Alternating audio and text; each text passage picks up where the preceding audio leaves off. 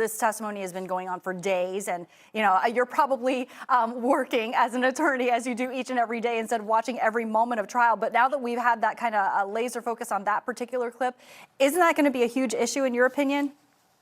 Of course, it is going to be an issue. They don't have the facial features of the suspect. So, and that's why they're relying on everything but the facial features. That's why they're relying on the vehicle and the similarities between the car that was there, that the suspect got into, versus really the suspect's facial features. Listen, it is not an easy case for the prosecution. And the defense has a lot of room for cross-examination and poking holes in the prosecution's story, which is not a complete story because, as I said earlier, it's missing the motive. Yeah. I think the key element that's really missing, even though it's not something that they really need to prove, is the motive. And that's huge. A jury has to believe this man killed these people for a reason. People don't just show up and shoot individuals, stab them to death for no reason. So that's a big deal to me. They've got to have something here.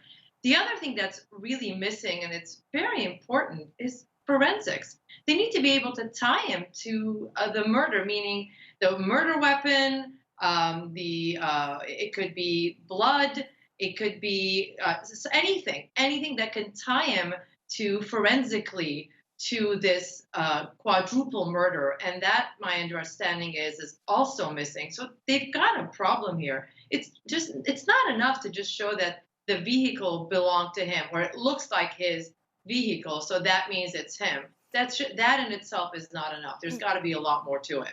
Analyst Lara Yeretsian, who has been watching this live trial along with us here on Court TV. So obviously today, they're really getting into kind of some nuts and bolts type testimony, more evidence that they believe is going to just kind of connect the dots for the jury at this point. Lara, I'm not sure if you're with us, but what is your take on how things have unfolded so far? Well, today's testimony, at least the last 10, 15 minutes, was very interesting because it's very clear what the prosecution is doing. They want to show to the jury that there's no doubt that the vehicle involved is the defendant's vehicle. And I mean, they were meticulously going through comparisons of the way his vehicle looked at the time of the search warrant being executed and at the time that it left the parking lot, where they have video footage of it, at least twice, 1 week apart.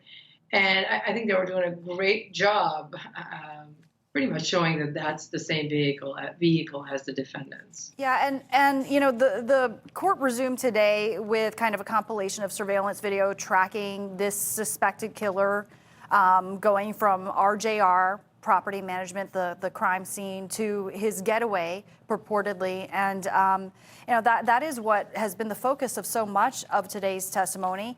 But there's still some things that do appear to be missing, and we heard the defense really emphasize throughout this case kind of a lack of DNA evidence, no DNA from the defendant's fingernails or the victim's fingernails, that the clothes have no blood, that the guns are not connected to the bullets removed from the victims, and also just the lack of motive.